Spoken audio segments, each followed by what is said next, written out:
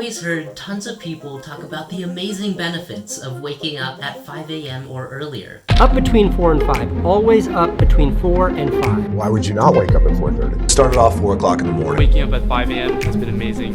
These early morning hours that are the absolute most productive. It's supposed to give you more energy, higher quality sleep, better organization skills, and even lowered stress. Seems pretty great, right? But are these benefits all that they're chalked up to be? I decided to find out. I first began this experiment during my freshman year of high school. Now, to preface this, I didn't wake up this early because I had to. I used to get up 20 minutes before school started. So I'm wondering why I woke up 2 hours before school started. I did not find out what I was going to look into. The first 2 days were surprisingly easy. I had previously built up an erratic schedule from waking up anywhere from 6 to 8 o'clock, so when I woke up so easily these first 2 days, I did not expect it to be so simple. In the mornings, I felt pretty energized and I really enjoyed the complete silence and peace that I got. However, this simplicity would not last. Starting on day 3, things got hard. Like, really hard.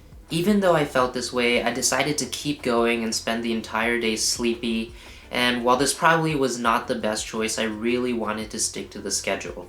Eventually, this just got to be too much, and after a few weeks, I knew I had to rethink my approach. So I decided to set a few ground rules. The first thing I did was to create a set bedtime at 9 o'clock, and the reason I chose 9 o'clock was because if I was going to wake up at 5 a.m., going to bed at 9 o'clock would give me a full 8 hours of sleep. And depending on what time you wake up at, your bedtime can be set at whatever time to accommodate that. The second thing I did was to avoid screens for 30 minutes prior to going to bed. And the reason I did this was because the blue light from your screens can hurt your eyes, put strain on them, and make it harder for you to sleep. So after establishing these guidelines, I was able to wake up a lot easier, things got more simple again, and I felt like I could consistently wake up at 5 a.m. and hop straight into my morning routine. So I was able to use these 2 techniques to basically carry me throughout the rest of my freshman and sophomore year. I think the issue that I was having before was that I was going to bed at many different times, so the amount of sleep that I got actually varied quite drastically. Some nights I was getting 6 hours of sleep, while other nights I was getting 8 or 9, and I think this really messed up my body's internal clock because it couldn't find a set schedule to stick to.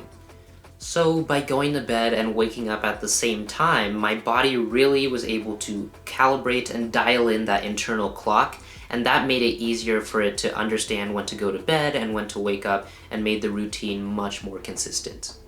This was also the time that I started to feel the benefits of waking up early. I was able to focus intensely in the mornings, and I got more things done during those few hours than I had used to get done in like the first entire half of the day. It was really crazy. I also started to sleep well, and I felt extremely refreshed immediately when I woke up in the mornings, when I used to be drowsy for the first half hour that I was awake. One caveat, however, is that I did find that as the day went on and as the day came to a close, my focus and energy started to drain, and I was often not really able to get much done during the later hours in the day. When junior year came around, I felt like I was hit with a pillow.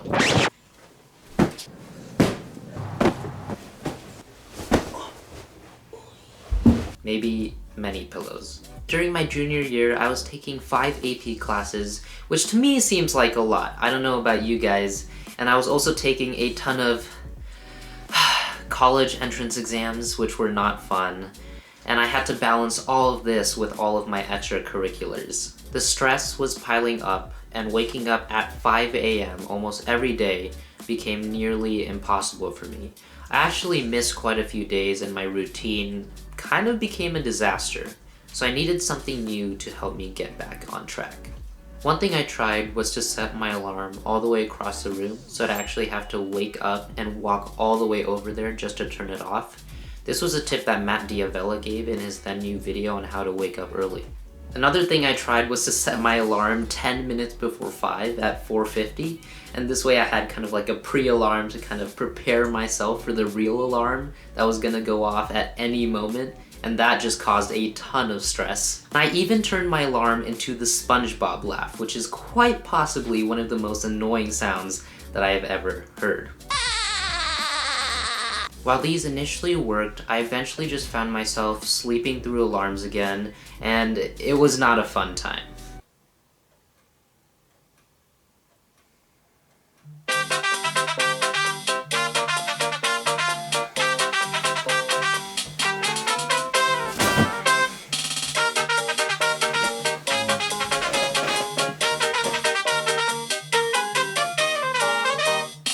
Life was throwing pillows at me, and I did not want to wake up to fight back. After trying many different tips and tricks, I finally landed on one strategy that I think works really well.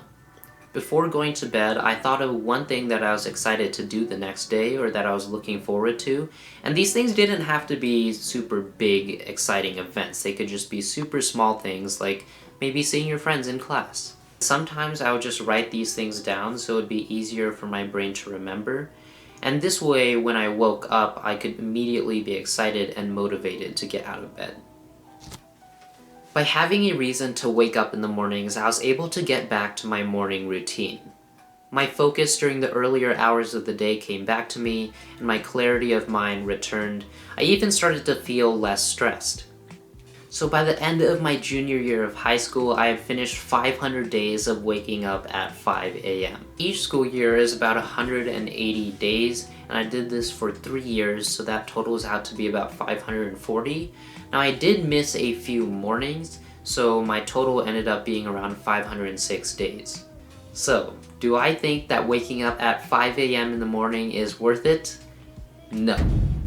I know I said I was more focused during this time, and while it was a really interesting experience, I don't want to say fun experience because it was not always fun, trust me. I always found that by the end of the day I was exhausted and I really couldn't get much done. I found that at the end of my junior year, I was just more excited to be able to wake up later and sleep in, and I remember the week after junior year ended, I slept until 10 o'clock for an entire week. I think the big takeaway that I learned from this experiment was that the time you wake up doesn't really matter. It's the habits that you acquire in order to be able to wake up at those times that really do. I found that by implementing the rules that I created to later wake-up times, I was able to get similar effects but have my energy be able to sustain myself all the way until the day ended. Now I go to bed at 11 o'clock at night and I wake up at 6 o'clock in the mornings, and while I am getting a bit less sleep than the 8 hours that I was getting before when I was waking up at 5, I did realize that my focus and energy were able to stay consistent throughout the entire day. The habits that came with waking up this early were far more beneficial than the act itself.